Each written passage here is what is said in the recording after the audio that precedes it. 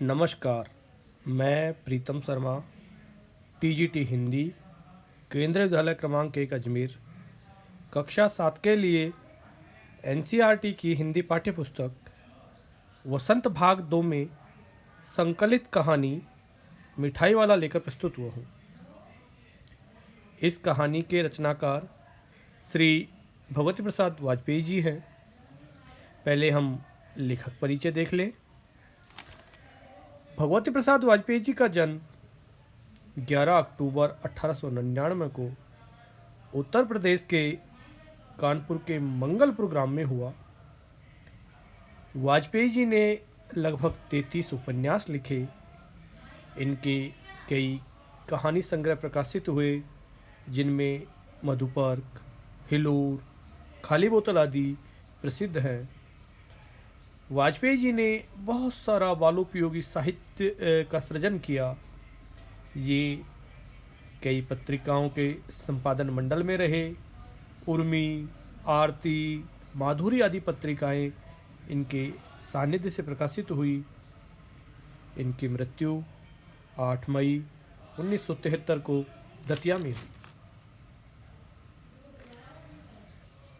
वाजपेयी जी ने मिठाई वाला कहानी के माध्यम से फेरी वाले अर्थात गांव-गांव, गली मोहल्ले, नगर आदि में घूम घूम कर सामान बेचने वाले लोगों की महत्ता को रेखांकित किया है। ये लोग हमारा न केवल समय और धन बचाते हैं, वरन हमारी रोजमर्रा की जिंदगी में महत्वपूर्ण सहायक की भूमिका निभाते हैं।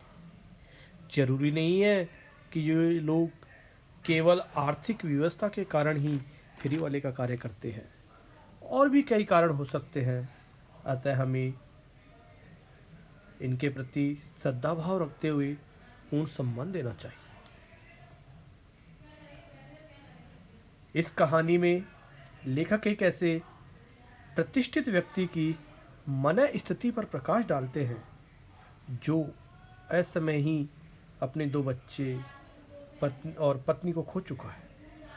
अपने निराशा भरे जीवन में आशा का संचार करने के लिए वह कभी खिलौने वाला, कभी मुरली वाला, तो कभी मिठाई वाला बनकर आता है। उसका बच्चों के प्रति विशेष लगाव है। वह उन बच्चों में अपने बच्चों की झलक महसूस करता है। वह इन बच्चों को देखकर हृदय में संतोष एवं प्रसन्नता अनुभव करता है। इस प्रकार इस कहानी में मिठाई वाले के जो प्रयास हैं वो आशावादिता का संचार करते हैं। मिठाई वाला कहानी के लिए एनसीईआरटी ने ध्वनि प्रस्तुति दी है। तो आइए सुनते हैं एनसीईआरटी की ये ध्वनि प्रस्तुति।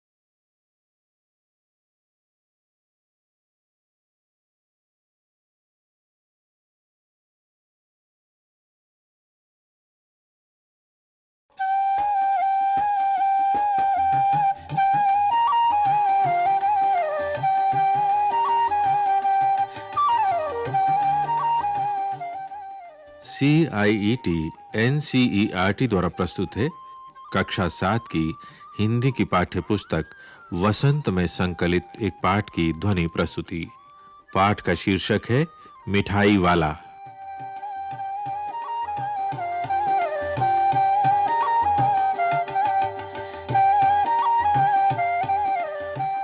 बहुत ही मीठे स्वरों के साथ वो गलियों में घूमता हुआ कहता, बच्चों को बहलाने वाला, खिलौने वाला। इस अधूरे वाक्य को वो ऐसे विचित्र किंतु मादक मधुर ढंग से गाकर कहता कि सुनने वाले एक बार अस्थिर होते। बच्चों को बहलाने वाला, खिलौने वाला। उसके स्नेहाभिषिक्त कंठ से फूटा हुआ गान सुनकर निकट के मकानों में हलचल मच जाती। छोटे-छोटे बच्चों को अपनी गोद में लिए युवतियां चिकों को उठाकर छज्जों पर नीचे झांकने लगती। वाला खिलौने वाला। गलियों और उनके अंतर्व्यापी छोटे-छोटे उद्यानों में खेलते और इठलाते हुए बच्चों का झुंड उसे घेर लेता और तब वो खिलौने वाला वहीं बैठकर खिलौने की पेटी खोल देता। खुल गई दुकान।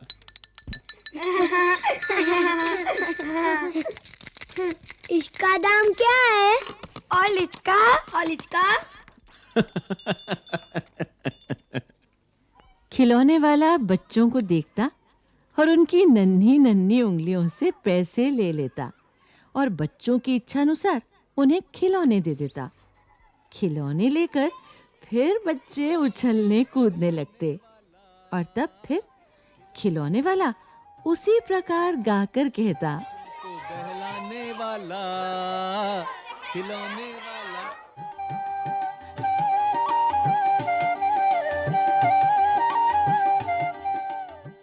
सागर के हिलोर की भांति उसका ये मादक गान गली भर के मकानों में इस ओर से उस ओर तक लहराता हुआ पहुंचता और खिलौने वाला आगे बढ़ जाता। को बहलाने वाला खिलौने वाला।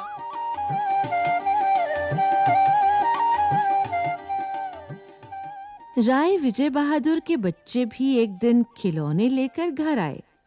वे 2 बच्चे थे, चुन्नू और मुन्नू। चुन्नू जब खिलौने ले आया तो बोला, मेला गोला कैसा चुंदल है? और देखो मेला कैसा चुंदल है। दोनों अपने हाथी घोड़े लेकर घर भर में उछलने लगे। इन बच्चों की माँ रोहिणी कुछ देर तक खड़े-खड़े उनका खेल निरखती रही। अंत में दोनों बच्चों को बुलाकर उसने पूछा, अरे ओ चुन्नू मुन्नू, ये खिलौने तुमने कितने में लिए हैं? मुन्नू बोला, 2 पैसे में खिलौने वाला दे गया है। रोहिणी सोचने लगी, इतने सस्ते कैसे दे गया है? कैसे दे गया है? ये तो वही जाने। लेकिन दे तो गया ही है, इतना तो निश्चय है। एक जरा सी बात ठहरी। रोहिणी अपने काम में लग गई। फिर कभी उसे इस पर विचार करने की आवश्यकता भी भला क्यों पड़ती? 6 महीने बाद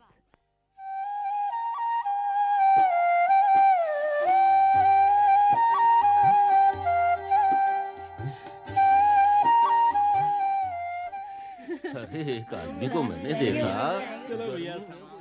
नगर भर में 2-4 दिनों से एक मुरली वाले के आने का समाचार फैल गया। लोग कहने लगे, भाई वाह, मुरली बजाने में वो एक ही उस्ताद है। मुरली बजाकर गाना सुनाकर वो मुरली बेचता भी है, सो भी 2-2 पैसे में। अब भला इसमें उसे क्या मिलता होगा? मेहनत भी तो ना आती होगी। कैसा है वो मुरली वाला? मैंने तो उसे नहीं देखा। उम्र तो उसकी अभी अधिक न होगी, यही 30-32 का होगा। दुबला पतला गोरा युवक है, बीकानेरी रंगीन साफा बांधता है। वही तो नहीं जो पहले खिलौने बेचा करता था? क्या वो पहले खिलौने भी बेचा करता था? हाँ, जो आकार प्रकार तुमने बतलाया उसी प्रकार का वो भी था। पर भाई है वो एक उस्ताद। अच्छा, अब भाई सुनना पड़ेगा फिर उसे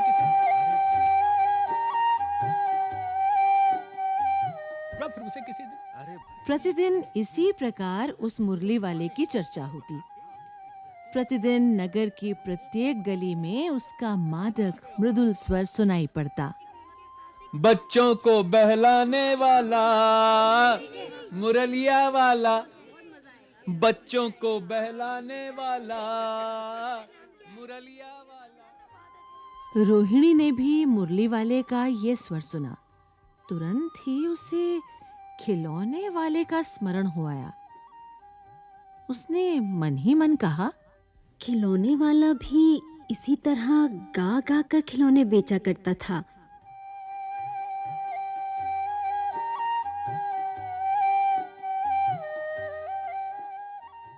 रोहिणी उठकर अपने पति विजय बाबू के पास गई। जरा उस मुरली वाले को बुलाओ तो चुन्नू मुन्नू के लिए ले लूं। क्या पता ये फिर इधर आए ना आए। ठीक है। बच्चे कहाँ हैं? वे भी जान पड़ता है पार्क में खेलने निकल गए हैं। ठीक है। विजय बाबू एक समाचार पत्र पढ़ रहे थे। उसी तरह उसे लिए हुए वे दरवाजे पर आकर मुरली वाले से बोले, क्यों भाई, किस तरह देते हो मुरली? अच्छा, तुम आराम से बैठ जाओ, मैं सबको मुरली दूंगा। किसी की टोपी गली में गिर पड़ी, किसी का जूता पार्क में ही छूट गया और किसी की सोथनी ही ढीली होकर लटक आई है। इस तरह दौड़ते हाँफते हुए बच्चों का झुंड आ पहुंचा। एक स्वर से सब बोल उठे, हम भी लेंदे मुरली, हम भी लेंदे मुरली। मुरली वाला हर्ष गदगद हो उठा, बोला, सबको देंगे भैया, लेकिन जरा रुको, ठहरो, एक एक को देने दो। हा? हा? अभी इतनी जल्दी हम कहीं लौट थोड़े ही जाएंगे। बेचने तो आए ही हैं, और हैं भी इस समय मेरे पास 1-2 नहीं, पूरी 57। हाँ बाबूजी। क्या पूछा था आपने? कितने में दी? हाँ, दी तो वैसे 3-3 पैसे के हिसाब से हैं, पर आपको 2-2 पैसे में ही दे दूंगा। विजय बाबू भीतर बाहर दोनों रूपों में मुस्कुरा दिए। मन ही मन कहने लगे, कैसा है? देता तो सबको इसी भाव से है, पर मुझ पर उल्टा एहसान लाद रहा है। फिर बोले, तुम लोगों की झूठ बोलने की आदत होती है। देते होगे सभी को 2-2 पैसे में, पर एहसान का बोझा मेरे ही ऊपर लाद रहे हो। हाँ? मुरली वाला एकदम अप्रतिभ हो उठा, बोला, आपको क्या पता बाबूजी कि इनकी असली लागत क्या है? ये तो ग्राहकों का दस्तूर होता है कि दुकानदार चाहे हानि उठाकर चीज क्यों ना बेचे, पर ग्राहक यही समझते हैं दुकानदार मुझे लूट रहा है। आप भला काहे को विश्वास करेंगे? लेकिन सच पूछिए तो बाबूजी, असली दाम 2 ही पैसा है। आप कहीं से 2 पैसे में ये मुरली नहीं पा सकते। मैंने तो पूरी 1000 बनवाई थी, तब मुझे इस भाव पड़ी है। अच्छा, मुझे ज्यादा वक्त नहीं, जल्दी से 2 ठो निकाल दो। जी, ये लीजिए। हाँ। 2 मुरलियां लेकर विजय बाबू फिर मकान के भीतर पहुंच गए। मुरली वाला देर तक उन बच्चों के झुंड में मुरलियां बेचता रहा। उसके पास कई रंग की मुरलियां थीं। बच्चे जो रंग पसंद करते, मुरली वाला उसी रंग की मुरली निकाल देता। मुझे लाल मुरली चाहिए। हाँ? ये बड़ी अच्छी मुरली है। मुझे भी दे दो। हाँ, तुम यही ले लो बाबू। हाँ? राजा बाबू, तुम्हारे लायक तो बस ये है। और मेरे लिए? हाँ भैया, तुमको ये देंगे, ये लो। और तुमको वैसी ना चाहिए, ये नारंगी रंग की? अच्छा, वही लो, वही लो। और तुम ले आए पैसे? अच्छा, ये लो, तुम्हारे लिए मैंने पहले से ही ये निकाल कर रखी थी। लो लो। और तुमको पैसे नहीं मिले? अरे, तुमने अम्मा से ठीक तरह से मांगे ना होंगे। धोती पकड़कर पैरों में लिपट कर अम्मा से पैसे मांगे जाते हैं। हाँ बाबू, फिर जाओ, अब की बार जरूर मिल जाएंगे। अरे दुवन्नी है तो क्या हुआ, ये लो पैसे, वापस लो। ठीक हो गया ना हिसाब? मिल गए पैसे, हैं? देखा, मैंने तरकीब बताई, हैं? अच्छा, अब तो किसी को नहीं लेना है ना, सब ले चुके? हाँ जी, हाँ जी, हाँ। अरे, तुम्हारी माँ के पास पैसे नहीं है? अच्छा, कोई बात नहीं, तुम भी ये लो, हैं? खुश? अच्छा भाई, अब मैं चलता हूँ, हैं? बच्चों को बहलाने वाला, मुरलिया वाला।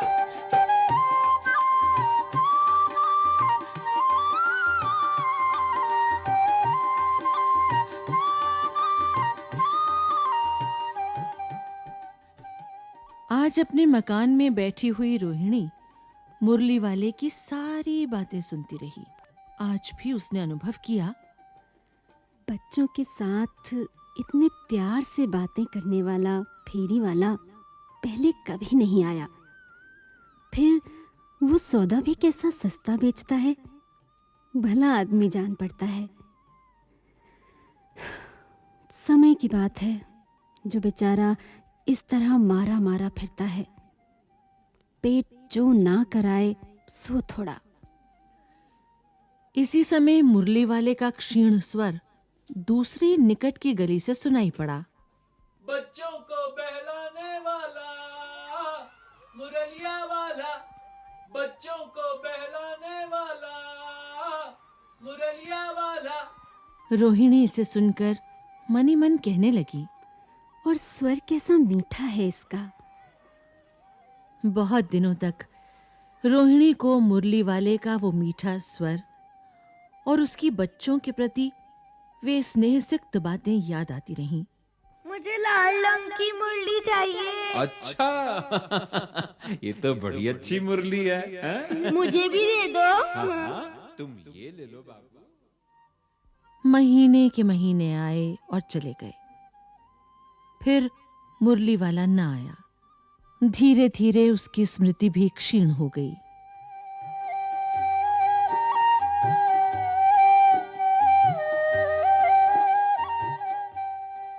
आठ मास बाद सर्दी के दिन थे। रोहिणी स्नान करके मकान की छत पर चढ़कर अजान उलंबित केश राशि सुखा रही थी। इस समय नीचे की गली में सुनाई पड़ा, बच्चों को बहलाने वाला, मिठाई वाला, बच्चों को बहलाने। मिठाई वाले का स्वर उसके लिए परिचित था। झट से रोहिणी नीचे उतर आई। उस समय उसके पति मकान में नहीं थे।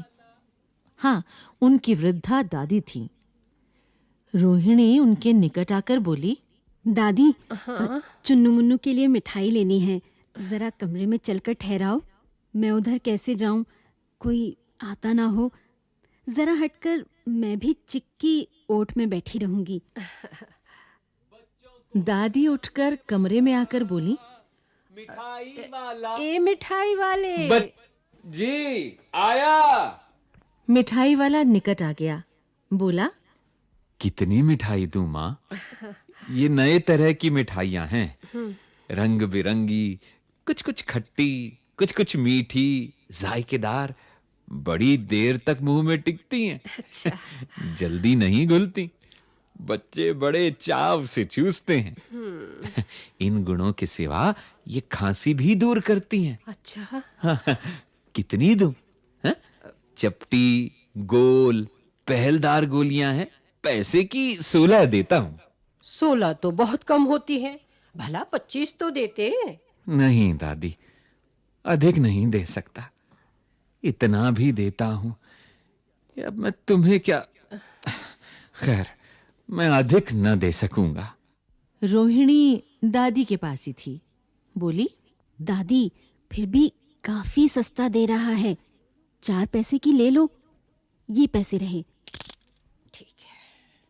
मिठाई वाला मिठाइयां गिनने लगा। तो 4 की दे दो। अच्छा 25 नहीं सही 20 ही दो। अरे हाँ, मैं बूढ़ी हुई, अब मोल भाव अब मुझे ज्यादा करना आता भी नहीं। कहते हुए दादी के पोपले मुंह से जरा सी मुस्कुराहट फूट निकली। रोहिणी ने दादी से कहा, दादी, इससे पूछो, तुम इस शहर में और कभी भी आए थे या पहली बार आए हो? यहाँ के निवासी तो तुम हो नहीं। भैया, दादी ने इस कथन को दोहराने की चेष्टा की ही थी कि मिठाई वाले ने उत्तर दिया, पहली बार नहीं, और भी कई बार आ चुका हूँ। रोहिणी चिक की आड़ी से बोली, पहले यही मिठाई बेचते हुए आए थे या और कोई चीज लेकर? जी, मिठाई वाला हर्ष, संशय और विस्मयादि भावों में डूबकर बोला, इससे पहले मुरली लेकर आया था, और उससे भी पहले खिलौने लेकर। रोहिणी का अनुमान ठीक निकला। अब तो वो उससे और भी कुछ बातें पूछने के लिए अस्थिर हो उठी। वो बोली, इन व्यवसायों में भला तुम्हें क्या मिलता होगा? मिलता भला क्या है, यही खाने भर को मिल जाता है, कभी नहीं भी मिलता। पर हां, संतोष, धीरज और कभी कभी असीम सुख जरूर मिलता है, और यही मैं चाहता भी हूं। सो कैसे, वो भी बताओ। अब व्यर्थ उन बातों की क्यों चर्चा करूं, उन्हें आप जाने ही दें। उन बातों को सुनकर आपको दुखी होगा। जब इतना बताया है तब और भी बता दो, मैं बहुत उत्सुक हूं। तुम्हारा हर्जा होगा, मिठाई मैं और भी ले लूंगी। अतिशय गंभीरता के साथ मिठाई वाले ने कहा, मैं भी अपने नगर का एक प्रतिष्ठित आदमी था। मकान, व्यवसाय, गाड़ी घोड़े, नौकर चाकर, सभी कुछ था। स्त्री थी, छोटे छोटे तो बच्चे भी थे। मेरा वो सोने का संसार था। बाहर संपत्ति का वैभव था, भीतर सांसारिक सुख था। स्त्री सुंदरी थी, मेरी प्राण थी। बच्चे ऐसे सुंदर थे जैसे सोने के सजीव खिलौने। उनकी अटखेलियों के मारे घर में कोलाहल मचा रहता था। समय की गति, विधाता की लीला, अब कोई नहीं है।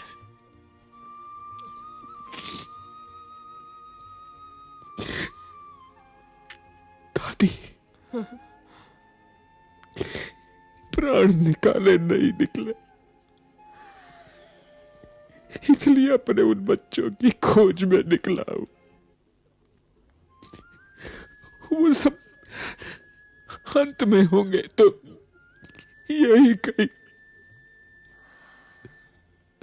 आखिर कहीं ना जन्मे ही होंगे। उस तरह रहता, घुल घुल कर मरता।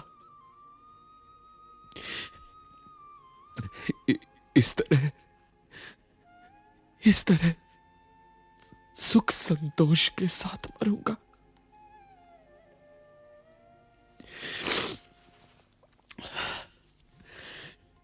इस तरह के जीवन में कभी कभी अपने उन बच्चों की एक झलक सी मिल जाती है। ऐसा जान पड़ता है जैसे वो इन्हीं में उछल उछल कर हंस खेल रहे हैं। पैसों की कमी थोड़ी ही है, आपकी दया से पैसे तो काफी हैं। जो नहीं है, इस तरह उसी को पा जाता हूं।